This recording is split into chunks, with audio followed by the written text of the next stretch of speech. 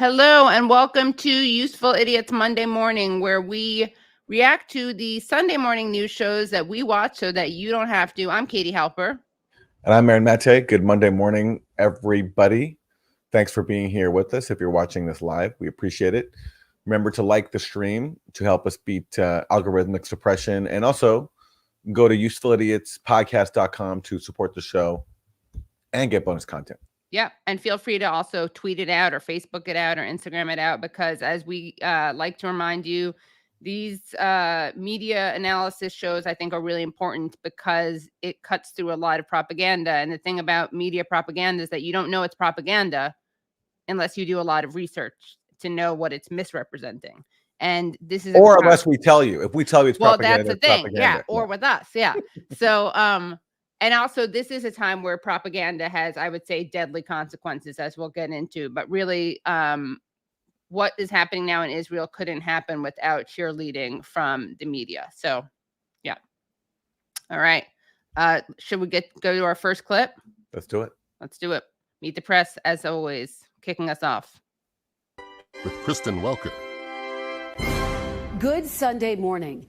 It took weeks of excruciating secret negotiations involving U.S., Israeli, Qatari, and Egyptian officials and personal pressure from President Biden to persuade a reluctant Israeli Prime Minister Netanyahu to accept a 4-day ceasefire that has so far freed 26 Israeli hostages from Hamas. This morning, 2 senior administration officials tell NBC News the Biden administration is disappointed Americans have not yet been released, but say they are hopeful 3 Americans will still be among the 50 civilian women and children freed as a part. Notice how in there they throw in a line about how President Biden's personal intervention, his personal pressure on Netanyahu made the difference to make this deal happen. To me, that's probably just spin. But regardless, if it's true, that shows that the U.S. can pressure Israel into doing things. And imagine if we use that pressure not just to pause the massacre that Israel is committing with U.S. weapons, but to end the massacre, right? Which is never on the table. It's never even considered to be an option. Although today we're going to hear some flickers of talk about maybe imposing some conditions on U.S. support for Israel. Just maybe, yeah. Yeah, and now we're talking about that after already thousands of Palestinians have been massacred with U.S. weapons. Right, which didn't need to happen. It did not. And this hostage deal that was reached this week also could have happened well over a month ago, because there was a very similar offer on the table from Hamas, brokered by Qatar. But Israel chose to go ahead with its ground invasion. And then after the ground invasion, to then proceed with attacking the Al-Shifa hospital. And both those decisions basically undermined deals that could have been reached and had the hostages on both sides, because Israel holds thousands of Palestinians hostage too in its prisons, could have had them released and also saved thousands of Palestinians from being killed. Right. And something to say about the people who are held by Israel is that many of them don't even get tried. They're in indefinite detention. They don't even get tried at all. And then those who do get tried, it's kangaroo courts. And there's a conviction rate of over 97%. Either 97.9 or 99.9.7, but either way, above 97%.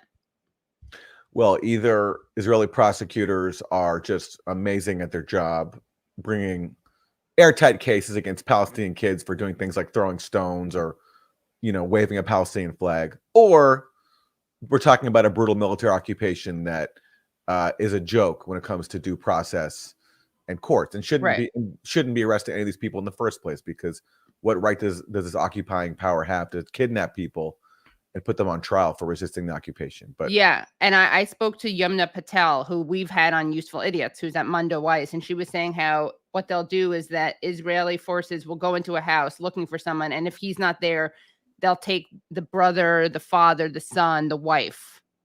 So they do literally take hostages. Part of this deal.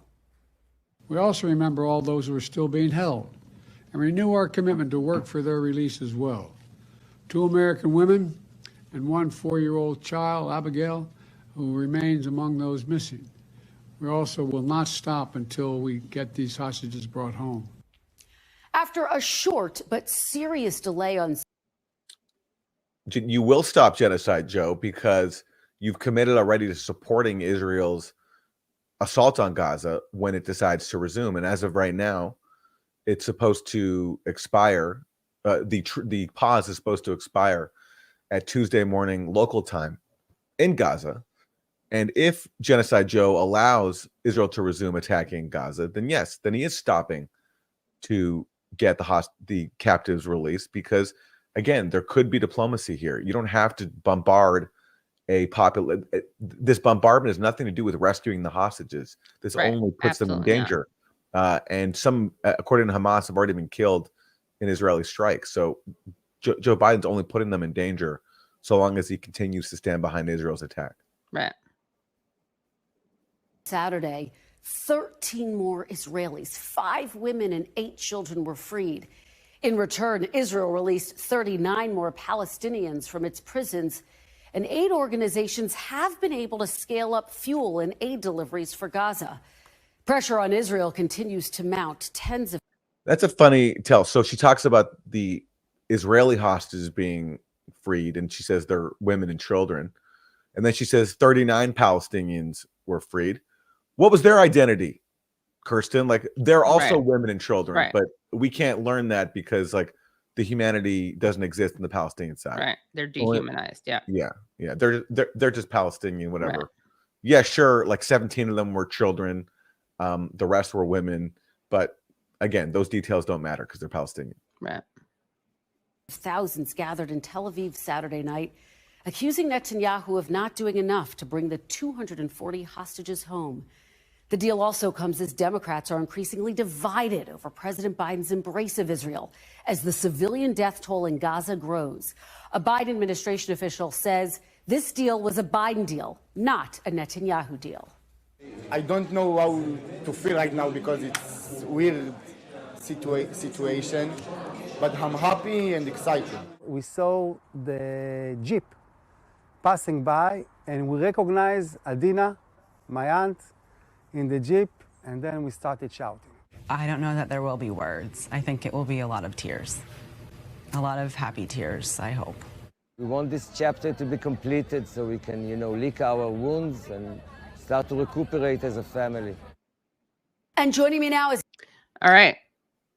I counted 4 Israeli voices there, rejoicing the release of their hostages. Can we get maybe one Palestinian? Just one. Just throw in one. A 4-to-1 ratio? Yeah. No, it's 4-0. It's 4-0. Yeah. Yeah.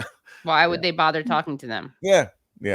I mean, in fairness, if you're in East Jerusalem and you're trying to interview a Palestinian celebrating the freedom of their prisoners, you can't, because the Palestinian will be arrested because Israel banned celebrations for Palestinians of their freed captives. Yeah.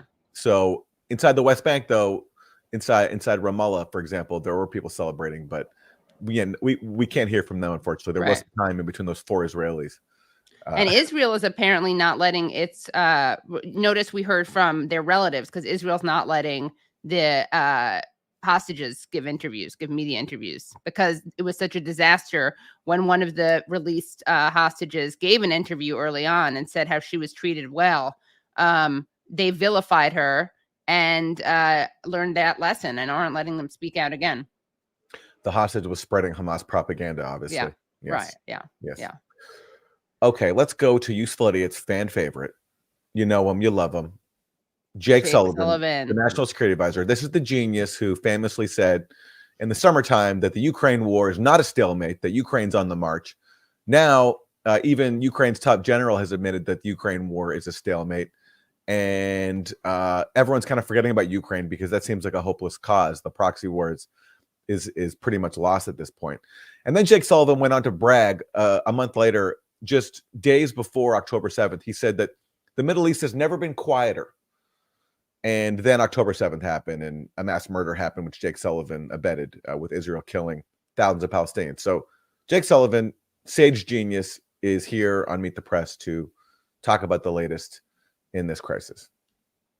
To pause and those additional hostages coming home to their families. Let me ask you about a recent op-ed by Senator Bernie Sanders, who says, quote, the indiscriminate bombing because of that has led to an untenable amount of civilian deaths. He is becoming a growing part of progressive lawmakers who are asking that aid to Israel be conditioned on a plan to mitigate civilian deaths. President Biden called this idea a, quote, worthwhile thought. So would the administration support that? Before I hear from Jake, I just want to say I appreciate Bernie Sanders raising the idea of conditioning U.S. military aid. It's better than nothing. But Bernie still refuses to call for a ceasefire. And also the language he uses, like calling the civilian toll untenable. Well, that implies that there would be a civilian death toll that would be tenable, right? Like, would we ever say that about Israeli civilians being killed? Like, the death toll of Israelis is untenable. Right. It's so dehumanizing towards Palestinians. It presupposes that Israel, this occupying power, has the right to commit a tenable number of atrocities against Palestinians. No, it only has the obligation to be killed. It only has the obligation to stop its occupation, to withdraw. It doesn't have the right to fire a single bullet into Gaza. And people like Bernie Sanders, who is better than others in the U.S. spectrum on this, still cannot help but adopting the settler colonial outlook toward Israel-Palestine. Okay, let's hear from Jake. Let's hear him try to squirm away from giving a direct answer to this very simple question. Would Biden consider conditioning U.S. military aid to Israel?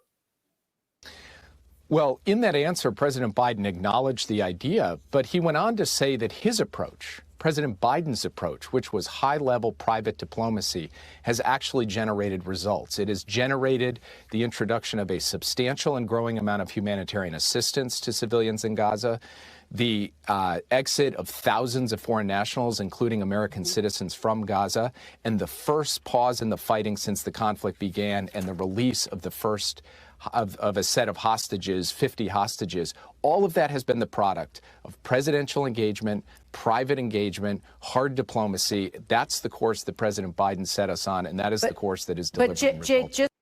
What else has been the product, Jake, of President Biden's engagement? It's thousands of dead Palestinians, so many that it's impossible to count anymore because Gaza is largely destroyed, and also so many people are buried under the rubble. Right, still under it.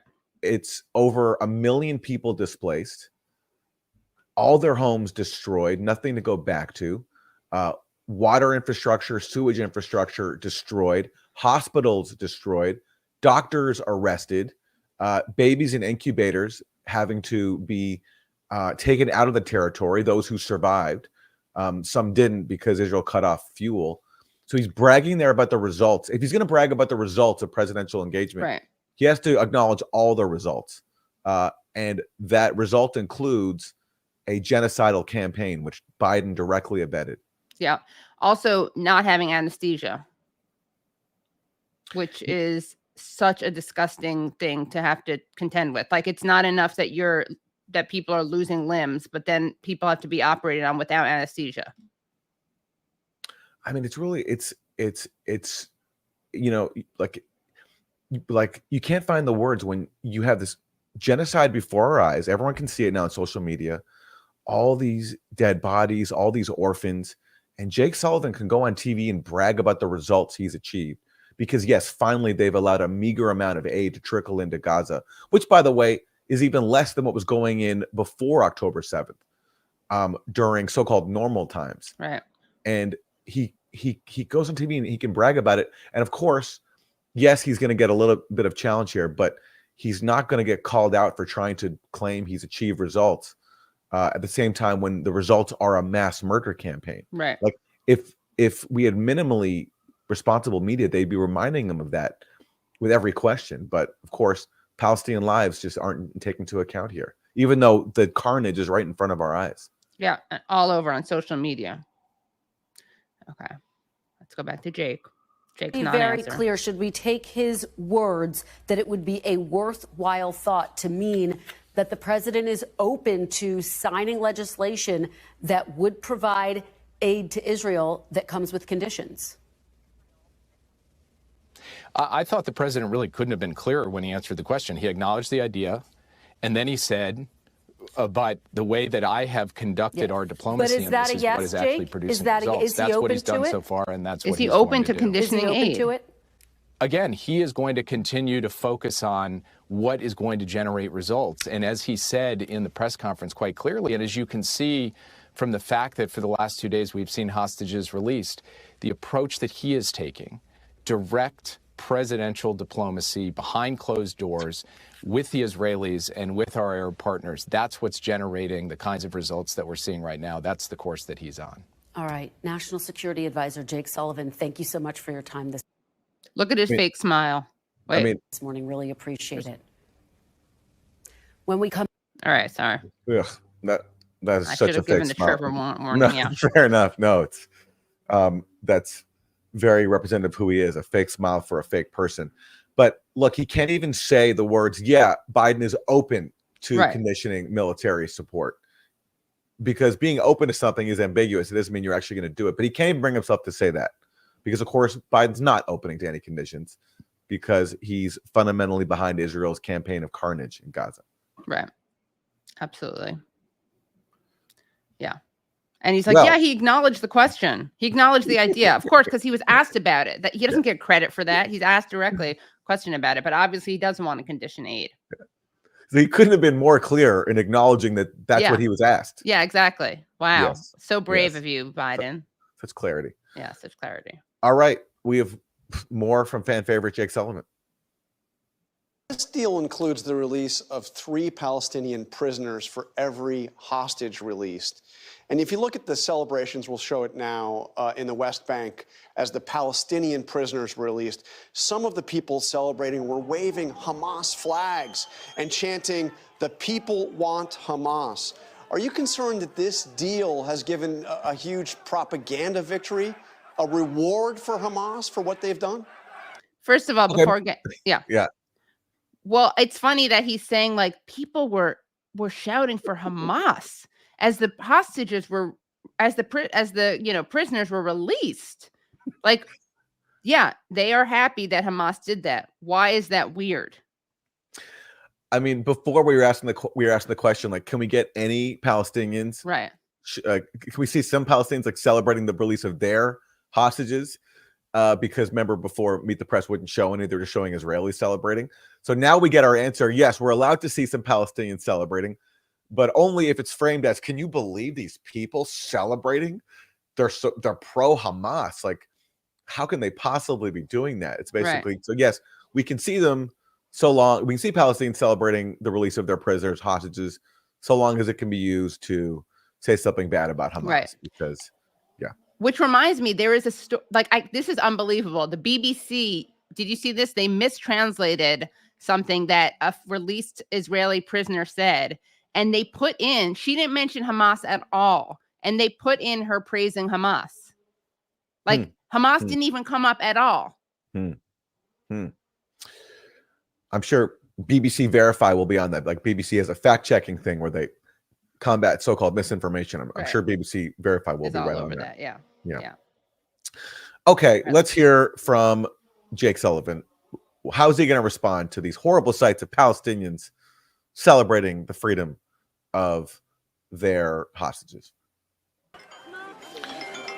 Well, I can't deny that that Hamas gained some benefits from this deal. One of them is the ability to refit and retool inside Gaza. Another is to try to use social media and other formats to generate some propaganda out of it. And these are difficult decisions that any Israeli prime minister has to make. But this Israeli prime minister made this decision because of the benefit that came with it, which is 50 innocent people coming out of Gaza to be reunited with their families. And there have been past instances where Hamas has gained some benefit for some time for prisoner exchanges, and then gone right back to the same kind of brutality and lack of care for Palestinian civilians that has exemplified its rule for the last 15 or more years. And so that often fades fairly quickly. Lack of care for civilians exemplifies Hamas's rule. It exemplifies someone else's rule too. Yes. It's called Israel. Yeah. I mean, Hamas, there's a lot of really negative things you can say about Hamas, including their repression of people in Gaza. That's undeniable. But all this has come in parallel with a brutal Israeli blockade of Gaza, backed by the U.S., where Israel controls pretty much every aspect of Palestinian civilian life. Norman Finkelstein points out often that Israel for a while was banning things like chocolate and potato chips from entering the Strip. And that's just, one aspect of the siege of Gaza that Israel imposed. And if you're going to talk about Hamas's repression inside Gaza, then you have to, if you're minimally honest, talk about the ferocious Israeli siege of Gaza, the vicious Israeli siege of Gaza that was also backed by the U.S. Yeah. Well, luckily they're not honest, so they don't have to talk about that. Okay. Alrighty. Well, sorry, guys. One more. Jake Sullivan. Yes. And the Israeli defense minister has said that when this 4-day pause ends, they'll go back to the fighting with all intensity. Is that your expectation, or do you believe that this pause may be extended for the release of more hostages? There's still going to be some 150 more hostages held by Hamas. Well, first, John, it could be that the pause is extended for another day or 2 days or 3 days or even more. The ball is in Hamas's court on that, because what Israel has said is that it is prepared to pause another day of fighting for every 10 hostages that Hamas releases. So Hamas could choose on Tuesday, on Wednesday, on Thursday to continue to release hostages, and then the pause would continue. If the pause stops, the responsibility for that rests on the shoulders of Hamas, not on the shoulders of Israel. And then ultimately, Israel is going to want to continue to conduct military operations against Hamas, particularly the leadership of Hamas that were the architects of this brutal, bloody massacre, the worst massacre of the Jewish people since the Holocaust. And Hamas represents a continuing threat to Israel. In fact, Hamas leaders have said on television that they would like to repeat October 7th again and again and again. So Israel does have the right to defend itself. It will take action to suppress and ultimately eliminate the threat that Hamas poses to the state of Israel. And that is what any country would do to defend its territory and its people. No, that's not what any country would do. First of all, again, you can't say this is any country because most countries aren't occupying other countries. What any country should do if they're occupying another territory is end the occupation. Right. That is the minimum step they have to take. Israel's occupied Gaza since 1967. Everybody in the world except for the U.S. and Israel agree that even though Israel so-called disengaged in 2005, they're still the occupying power. They can go in and bomb it and attack it whenever they want. They control everything and everyone that comes in and out of it. That, among other factors, makes you an occupying a power. So before you invoke the so-called right to defend yourself in Gaza, you have to end your occupation first. We're not talking about October 7th anymore when militants were attacking Israel. That was one day. This is more than a month later. And this idea that, the right to defend yourself gives you the right to use force. If you go back and listen to old speeches by Noam Chomsky talking about Gaza over the years, you don't just have an automatic right to commit violence. You can only commit violence if you've exhausted all diplomatic means. And Israel has pursued zero diplomatic means ever because it's an occupying power and it wants to control Gaza with violence and aggression backed by the U.S. So for Jake Sullivan to say that, he's just basically giving Israel a continued green light to continue defending not itself, but its occupation, and doing that by massacring more people. Right. Was that clip 4 or 5, Wilson? Do we have one more Sullivan, or is that the last Sullivan? No, sadly, we're done with Sullivan. Okay, well, he makes a really important point there, which is basically incentivizing Hamas not to release more prisoners, right? Because he says that if they want the ceasefire to continue, then keep releasing hostages. So what happens when Hamas runs out of hostages? Obviously, then Israel will resume its attack, right? So then Hamas has no leverage at all. So they've put Hamas in the position where they're actually decentivizing releasing prisoners. Yeah, exactly. Because again, their concern is not the captives. Their concern is destroying civilian life in Gaza. And there's countless Israeli officials that have made that clear. Like Jake Sullivan talks about Israel's right to defend itself, blah, blah, blah. I mean, you can go through the list of all the Israeli officials who talked about inflicting a second Nakba on Gaza, of destroying it, making it uninhabitable. I mean, like they fall over themselves to profess their genocidal intent. And Jake Sullivan's job is to go on TV and tell U.S. audiences that Israel really is defending itself. Yeah, right. So if you're Hamas, you'd probably want to drag this out for as long as possible, given that Israel's going to intensify attacks once you don't have any hostages to release. All right, let's go to the Israeli ambassador to the U.S., Michael Herzog.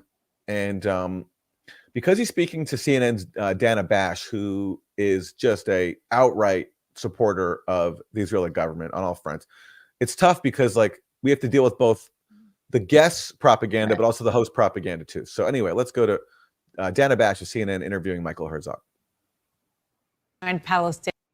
39 Palestinian prisoners, we're told, were released today. Do you intend to, along with the potential release of Israeli hostages or civilian hostages who are held in Gaza, to continue to release Palestinian prisoners? The short answer is yes. Let me just refer to that and remind everybody that the prisoners that we released are people who were convicted for participating in terror attacks. Let's don't forget that Yahya Sinwar was released in such a deal by Israel in 2011. Look what we got. Yeah, well, a lot of them are accused, some are convicted, but some have not yet been adjudicated. Okay, so she pushes back on that. Kind of, like very well, meekly, yeah, like, but on that one part of it, kind of, as you'll see. So partial credit, right? Yeah. We'll give her partial credit for that. I think that's fair to say. But just to underscore what he's saying here, he's saying that all the prisoners we released today have been convicted for committing terror attacks. Right. And actually, the majority actually were not convicted of anything, and 17 of them were children. So yes, she does kind of push back on that, to her credit. But then he'll just pivot to new lies, which she's going to totally accept. Exactly. Yeah. That's why I was just giving her partial credit. Okay. They went through a legal process in Israel. We didn't kidnap them. That is true. We don't arrest people just for nothing. That is not true. Dana, an ambassador, with all due respect, ambassador, that is not true. As we referred to earlier in the show, they will actually kidnap people's relatives if they can't find the person that they're looking for. Yeah, and he says they went through a legal process in Israel. No, they went through military courts where they have no due process whatsoever. It's a joke. Right. No one in the world respects it. And we don't arrest people just for nothing. Yeah, it's true. Okay, so you arrest someone for throwing a kid for throwing a stone in the direction of the occupying army that's terrorizing their people. Right. Yeah, they get arrested for that. So I guess that's not technically nothing. Right. Or having a relative that they want to arrest. Yeah, or that's the other crime. Or waving the Palestinian flag, which also has been historically an arrestable quote unquote offense. Right. But it's so funny because she's so eager to concede to the Israeli framing. Like, imagine if they did that with a Palestinian guest. Like, well, yeah, it is true. Israel is that is true. They're targeting civilians. Exactly. I mean, she basically, because she asked, like, she was forced to correct him because he told such an egregious lie. Right. They've all been convicted of terrorism, like whatever he said. She had to then compensate by agreeing with his next lies. Right. Basically. Yeah. Okay, let's go to more of this fascinating interview between Ambassador Herzog and Dana Bash. I'm going to ask you about civilian deaths inside Gaza. The Hamas-controlled Palestinian Ministry of Health says more than 14,000 Palestinians have been killed so far, including thousands of children. Now, I understand, A, that Hamas uses civilians as human shields, and also you say that those numbers can't be trusted. So, okay, again, does she say that numbers coming out of Israel are Likud-controlled numbers? Does she link them back to the extreme right-wing fascist party of Israel when she cites their numbers? And the human shields thing uses civilians. As we've said again and again, according to Amnesty International, Israel uses human shields with more frequency than Hamas does. But again, she's just accepting propagandistic framing as if it's truth. How many Palestinian civilians does Israel think have been killed so far? We're not sure about the exact number. I don't think anybody knows the exact number. Those figures are put out by Hamas-controlled Ministry of Right, Health. so that's why I asked We're you. not sure, and it's not beyond them to lie about the numbers, and nobody really knows what is a breakdown between innocent civilians and terrorists. Many of the terrorists also put on civilian clothes, and nobody Well, really let's just knows. talk about children. So obviously, they're not terrorists. Obviously, there are civilians killed in that war, and that's very tragic. And it's a tragedy, the loss of every human life. It's not our intention to hit them. Really? We cannot provide immunity to Hamas just because they hide behind civilian population or build a whole terror infrastructure, 500 kilometers of tunnels underneath civilian population, not as shelters for the population, but as shelters for their leadership, rockets, and so on. That's the sad reality that we face in Gaza. But it sounds like you're saying too many civilians. Yes, there were every civilian loss is a tragedy. What I'm saying is this is the unintended consequences of a legitimate war that we are fighting in Gaza. We are doing everything possible to minimize civilian loss of life. We do not target civilians. That's a lie. I think time will tell what is the exact number, how many are terrorists. I will tell you that on October 7th, Hamas sent 3,000 terrorists into Israel. We are still counting the bodies of Hamas terrorists from that day. We already have over 1,100 terrorists, the bodies of terrorists in Israel. And I tell you that Hamas counts them in the number of people dead in Gaza. So I urge everybody to be cautious. I'm not saying there's no collateral damage. There are no civilian casualties. There are. But again, this is the unintended consequence of a legitimate war. Yeah, and we are cautious, which is why I wanted to ask if Israel had a number. Thank you. I know you're a very busy man. Thank you so much for coming in. Thanks so much for coming in and minimizing and denying the Palestinian death toll. We really appreciate it. We really appreciate it. And that's why we wanted to make sure to give you the chance to give your dishonest account of how many people were killed. And she says, like, we're trying to be cautious, which means basically we're going to deny the Palestinian death toll and rely on you to tell us what it is. But you won't actually tell us what it is because, of course, Israel knows that the death toll is accurate.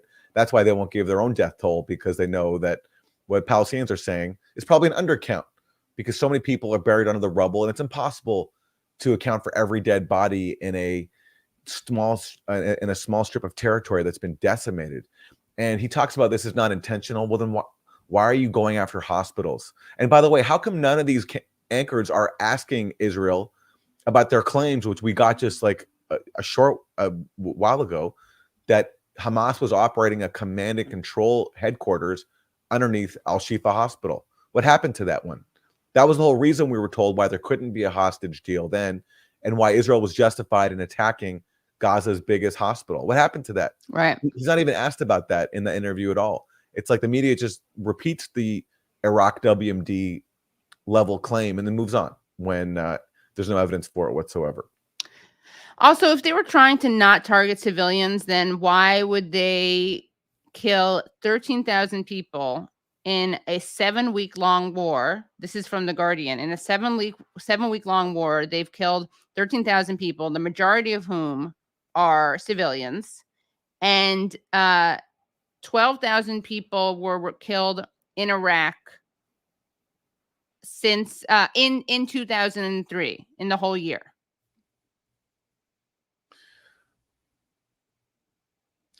I mean, it's just staggering. It's absolutely staggering. It's staggering. And Israel is saying they killed, I think, 2,000 Hamas. So the ratio is 12,000 to 2,000. That's collateral damage.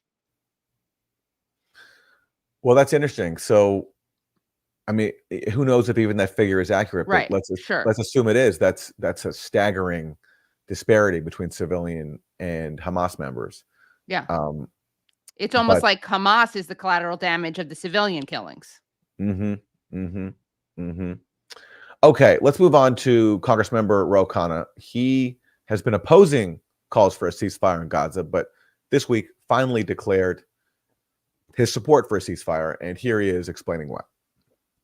We've had this pause. We're now halfway through it, 4-day pause. It may be extended if there's release of more.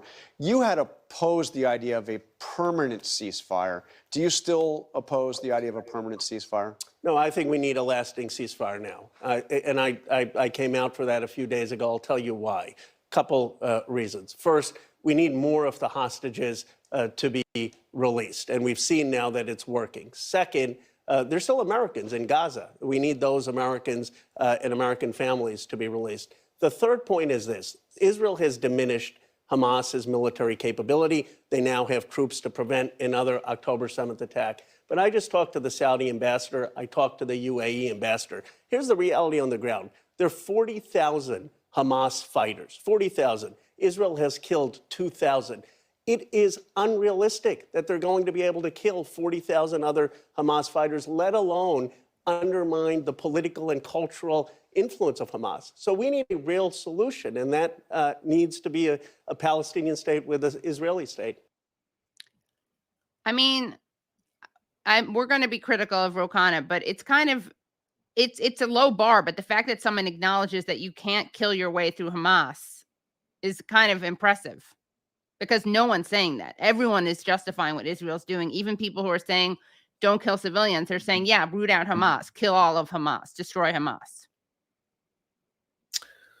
I can't give anybody credit who's only coming to this realization after thousands of innocent people have been massacred with U.S. bombs. Okay, don't give them credit then, but acknowledge it's rare to say. Let's just say it's unthinkable to say, acknowledge that reality.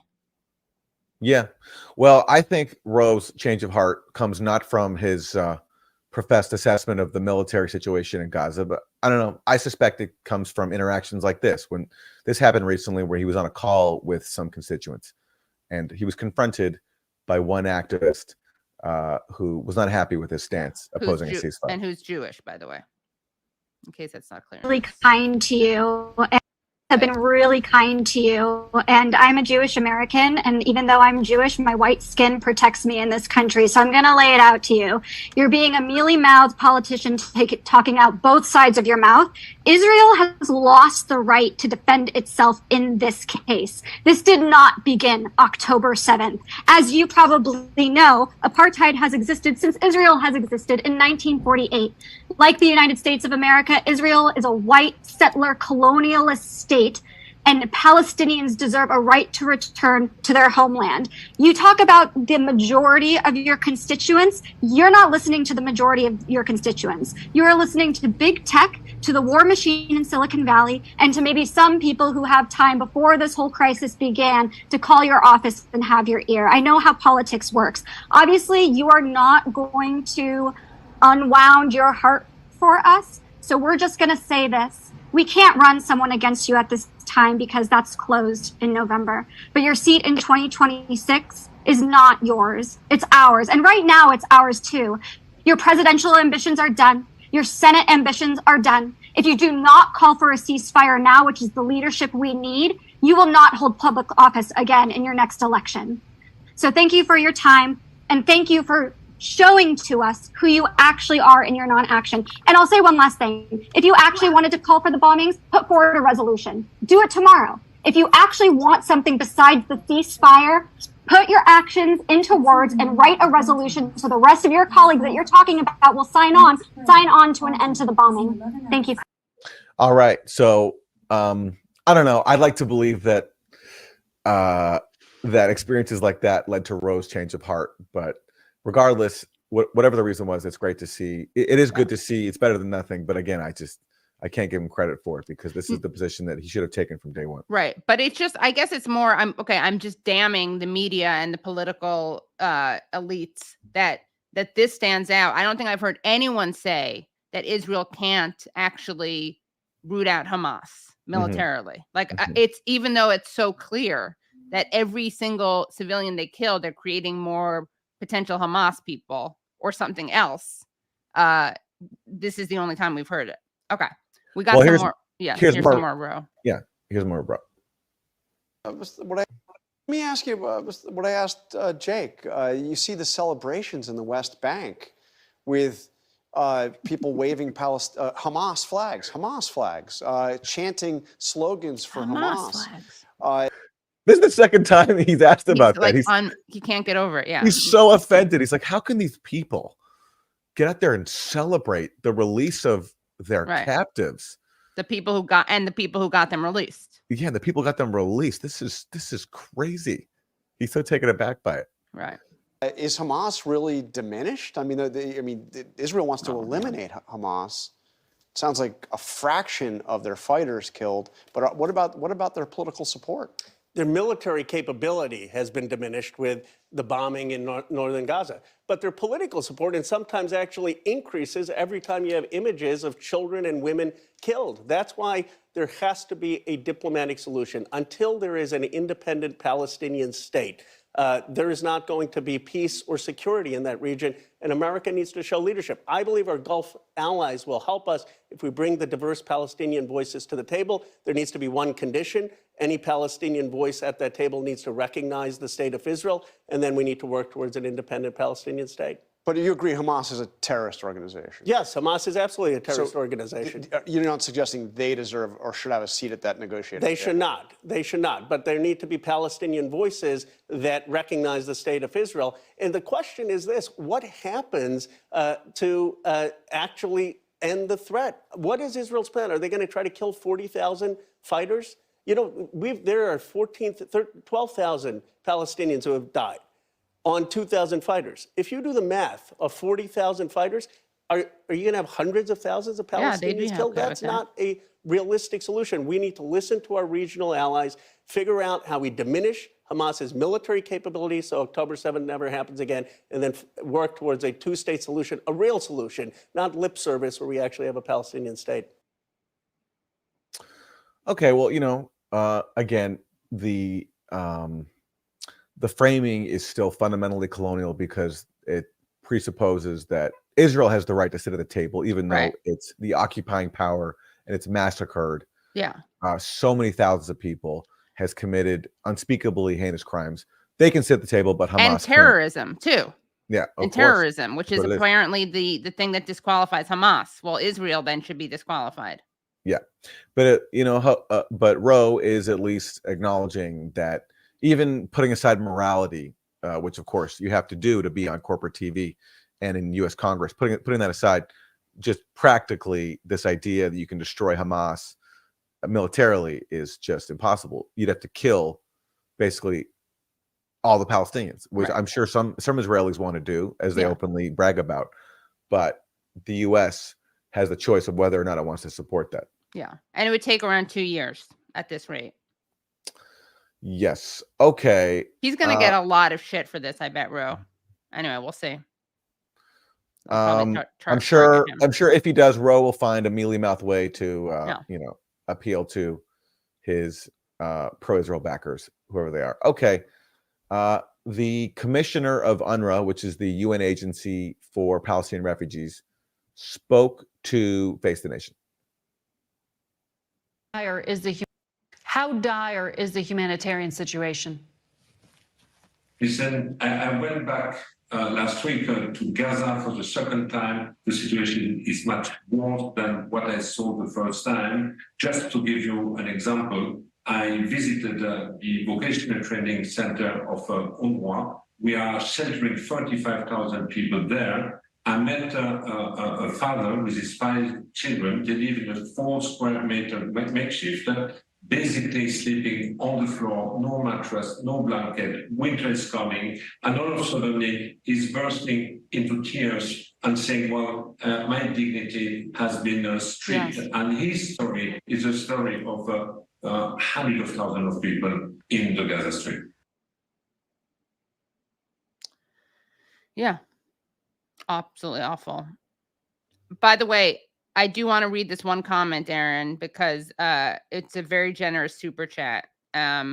Disagree, Aaron. We need to work to change our reps. We have to accept them to the extent they change. This is a piece-by-piece process, not a purity Olympics. So just highlighting it because it's a nice super chat. Yeah. And we allow dissent here. Do we? I'm kidding. I do. Yeah. Yes. No, fair enough. Yeah. Yeah, no, listen, I'm just not giving the guy credit. Yeah. I accept it's good that he changed his position, but I just, again, can't, it's not within me to give someone credit for taking a minimally moral position way after the fact. But anyway. Right. But that's why we are both here, because we have a good cop, bad cop dynamic. Sure, absolutely. Yeah. Absolutely. And that's what it takes sometimes to make change. Exactly. Yeah. You know, yes. This is all part of it. Yes. Yeah. Okay. Cindy McCain is the wife of the late Senator John McCain, a fanatical supporter of Israel. And mother of fanatical supporter of Israel, Meghan McCain. That's right. Who identifies as a Zionist. And Cindy McCain is somehow the head of the World Food Program. And actually, I've heard talk that people inside that agency are not happy with her leadership. They feel as if she's not been strong enough when it comes to helping the people of Gaza. But here she is with a very dire warning about the situation inside Gaza. We just heard this ceasefire is bringing some aid into Gaza, but UNICEF just published some information saying that there is a life-threatening form of malnutrition in children that could increase by nearly 30% in Gaza. Weakened immune systems, weight loss, death from illness like common cold and diarrhea. They are talking simply about the children who make up half the population. What are you doing to prevent this from happening? Well, thank you for having me. First of all, the bottom line here is that we need to get more aid in, as has been said. We are looking at possibly being on the brink of famine in this region. This is something that's not only terrific, but it will spread. And with that comes disease and everything else that you can't imagine. Bottom line, we need more trucks in, we need more aid in, we need to be able to have more access to be able to distribute the aid. And you know, hopefully maybe a longer time to do that, not just 4 days. We look forward to making sure that we can work with all of our partners on the ground and in the area to make sure that this can happen.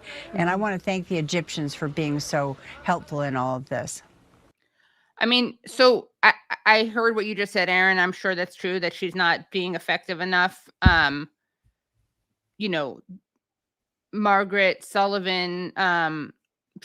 Brennan doesn't have enough people like this on, but I do think it's worth noting that having guest curation makes a difference. And just imagine if we had more people like the two guests that Brennan just had on, people actually pointing to the suffering of people in Palestine, as opposed to just being voice pieces for Israel and the U.S. government. I mean, these are the types of guests that we need more of. And of course, as we pointed out earlier, actual Palestinians would be nice. The reason why she's come under criticism recently is that she's refused to call for a ceasefire in Gaza. So which she should, obviously. So staffers at the World Food Program have criticized her for that. And also, she recently attended an event and she sat next to former Israeli Prime Minister Ehud Barak. And the event was basically in honor of Israel. And meanwhile, she skipped events that honored Palestinian UN workers who have been killed by Israel inside Gaza. So that's what people are complaining about. But yes, as you say, it's important that she's acknowledging that Gaza is on the brink of a famine. The complaint from her own people, though, some of her own staff, is that she could be doing way more. Sure. And again, I'm sure that's true. I guess I'm just pointing out that imagine if more guests who were pointing to the suffering of Palestinians were booked. Americans would have a very different picture of what's happening. Absolutely. Absolutely. Okay. Well, remember the whole proxy war in Ukraine thing? That was like, you know, I don't know, the dominant story of the last 2 years. This was the existential fight for democracy. Everyone's kind of forgotten about it because the U.S. is more concerned now with another client state, which is Israel, which has been a client state for a lot longer than Ukraine has. Israel's been a U.S. client state since 1967. Ukraine's only been a U.S. client state since 2014. So, you know, priorities. But Michael Bennet, the Democratic senator, wants us to remember that we have a proxy war to fund and time's running out. So here he is. are part of a small group who has worked during the break on this very tough issue regarding the U.S. border and President Biden's request for about $14 billion to help with it. Where do talks stand now? Well, I think the really important thing that there's broad bipartisan support for in the Senate right now is that we've got to get a recognition that we've got to get the Ukraine funding done as part of this package. We got to get the Israel funding done, the humanitarian funding done, and the funding for Southeast Asia as well. There are some Republicans who have said that in order to do that, in order to have that vote, they want to see something done on the border. And I think we have had good conversations over the last several days and before that, trying to see if we can get to some sort of solution. I believe, of course, that the Ukrainian people have earned a vote to support them without a negotiation on the U.S. border. But there are others in the Senate who feel differently, and we're trying to see if we can get to a solution. And you mentioned that because, as I understand it, the indication in the Republican-held House is that border needs to be bundled with Ukraine aid in order to get it through. Is that still the case? That is what, yeah, that is still the case from the House. I mean, when you think about what the courage of the Ukrainian people has meant for humanity, it really has been extraordinary. They have taken back over half the territory that Putin took from them. They have rendered the Black Sea Fleet, Putin's Black Sea Fleet, can't do what they've tried to do. So the grain you were talking about with Cindy McCain is actually going out because of what the Ukrainian people did. And now the United States, I think, has an obligation to continue to support them in this fight, not just for Ukraine, but a fight for democracy. And I don't know whether the House will come to the conclusion that that's enough for them. So we're continuing to see if there's something we can do on the border. My view is there's always room to make our immigration system better on behalf of the American people. And I hope people of good faith can come together and reach a solution. All right, TLDR translation. Democrats are desperate to prolong the proxy war in Ukraine until the November 2024 election because they don't want to have a humiliating defeat for Biden, because that's where this is going. So they're willing to bargain with Republicans and basically bribe them by giving them all the money they want for border militarization in exchange for prolonging the Ukraine proxy war. And they're asking for more than $60 billion to do that. And what you will not get on corporate TV is the latest news confirming that there was a tentative peace deal reached between Ukraine and Russia in April 2022. And the US and UK blocked it. And this week, another source, I believe this is the seventh high-level person close to those talks, came out and confirmed this. This time, this was the head of Volodymyr Zelensky's party inside Ukraine. His name is David Arakamia. He was the top negotiator at these talks between Russia and Ukraine in Turkey in April 2022. And he confirmed that, yes, we were close to a deal. Russia's main demand was that they wanted Ukraine to declare neutrality, not join any military bloc. But Boris Johnson came over, who was then the Prime Minister of the UK, and told us, no, we're not going to back you up if you sign this. We have to keep fighting Russia. And of course, that news told Ukraine. Told Ukraine that. And of course, that news got zero mention in any US corporate media outlet because you're not allowed to acknowledge that basic fact that there was almost a peace deal back then and the US and UK undermined it, because that news undermines the narrative that's been used to justify the proxy war ever since. Because if there's negotiations and a chance to end the war, then why are we putting all this money in to prolong it? So therefore, it's vetoed from history. You can't acknowledge it, and it remains off limits. And I wonder, I'm counting down, like, when are we going to finally get an acknowledgement on any of these shows or in the New York Times, the Washington Post, that this happened? Yeah, it's slightly relevant. It's only being discussed in the Ukrainian media and European media, but not here.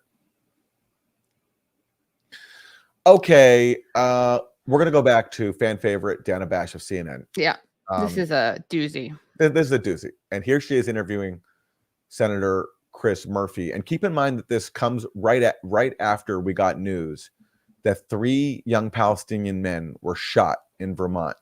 They were all wearing their keffiyehs. They were on their way to celebrate they were together over the Thanksgiving weekend. They were shot in Vermont. And a suspect's been arrested in this case, but keep that in mind as we watch this.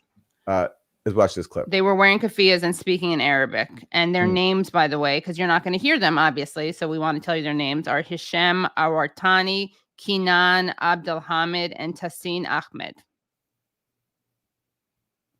Senator, we have seen an alarming spike in anti-Semitism, hate against Jews across the United States, but particularly on college campuses. You also sit on the Senate committee that deals with education.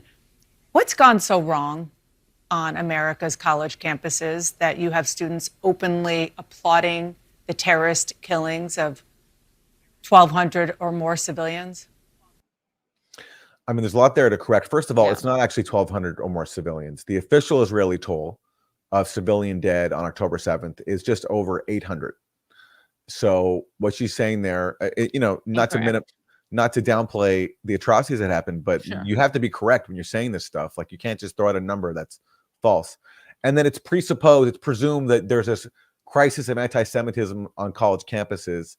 She doesn't give a specific example. I'm presuming then she's just referring to college kids supporting Palestinian rights, which to her is a display of anti-Semitism. And of support of terrorism. Yeah. A lot of people don't want Palestinians to be killed, civilians to be killed. That's not actually the same thing as supporting terrorism. Yeah. Yeah. And she supports terrorism by whitewashing what Israel does.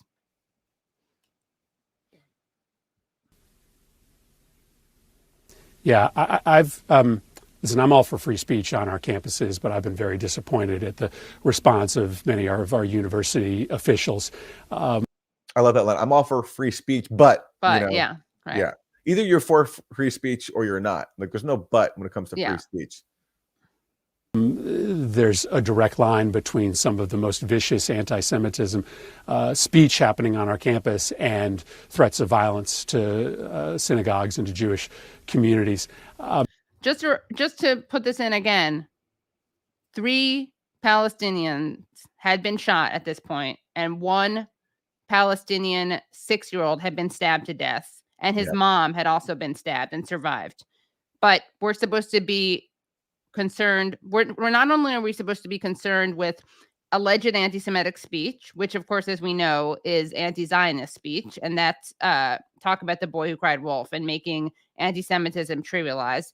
But we're supposed to ignore the actual violence and killing and death that has already happened to Palestinians. Doesn't even make it into the conversation. I ultimately, think we need to sort of think really hard about the way in which our young people are receiving information about this conflict. We need to hold accountable the social media sites, in particular TikTok, which is just full of virulent pro-Hamas and anti-Semitic material. The college campuses need to have a better means of accountability for this kind of hate speech. But we also have to recognize that these young people are getting their information from somewhere, often from a Chinese-controlled social media platform that has in its interest trying to turn America against each other. And one of the means they may be doing that is trying to promote a lot of pretty hateful and divisive material about the conflict in Gaza.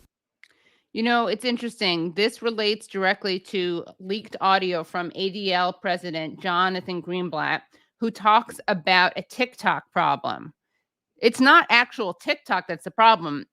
That's evidence of young people not buying Zionist PR anymore. And they're really upset about it. And by the way, in this same leaked audio, which of course the mainstream media has not covered at all, he talks about having analysts in these groups, JVP and Students for Just Palestine. So they're infiltrating these groups. So everyone should be careful. Yeah.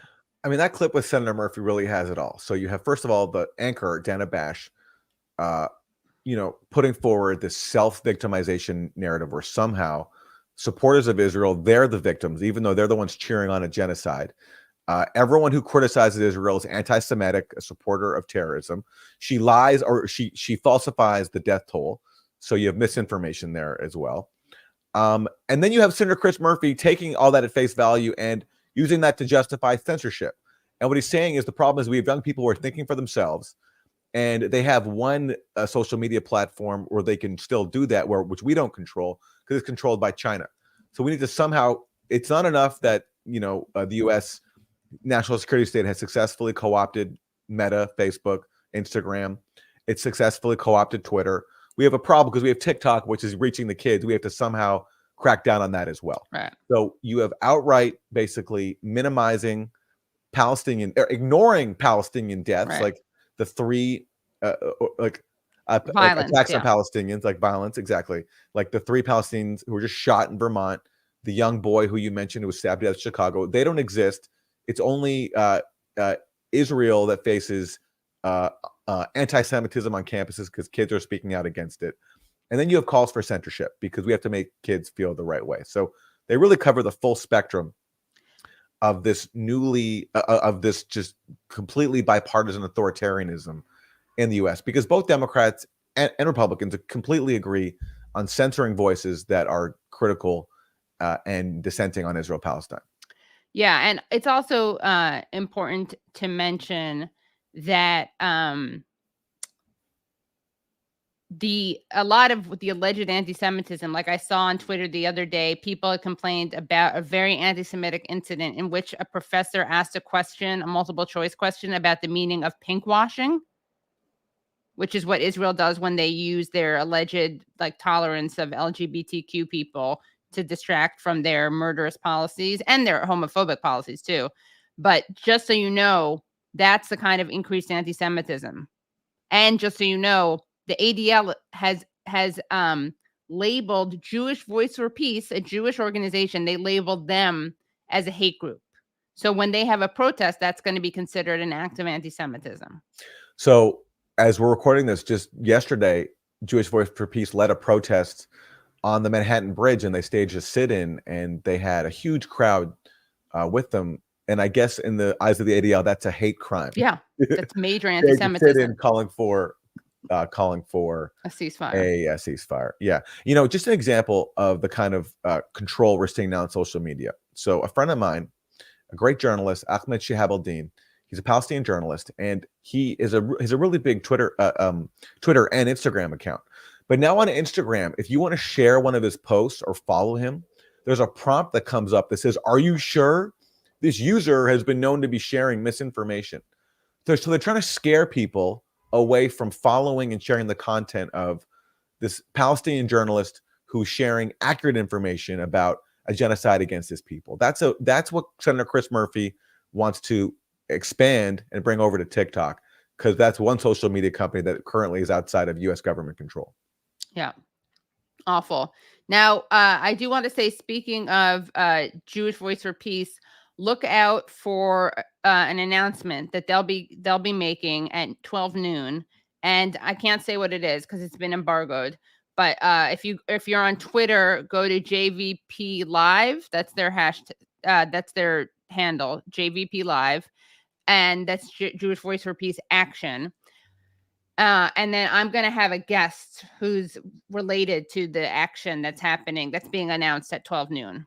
I can't give it away, but it's going to be very exciting. And I'm going to have them on Tuesday at 7 p.m. on the Katie Halper Show. At 7 p.m. Eastern Time, live on the Katie Halper Show. Okay. Yeah. Well, that brings us to the end of Monday morning. Please like the stream if you haven't already. And remember to go to usefulidiots.podcast.com to support the show and get bonus content. And if you haven't already seen it, we had a really great special episode of Useful Idiots last week where it was a special talk one-on-one between Gabor Mate and Cornel West. So make sure you check that out. All righty.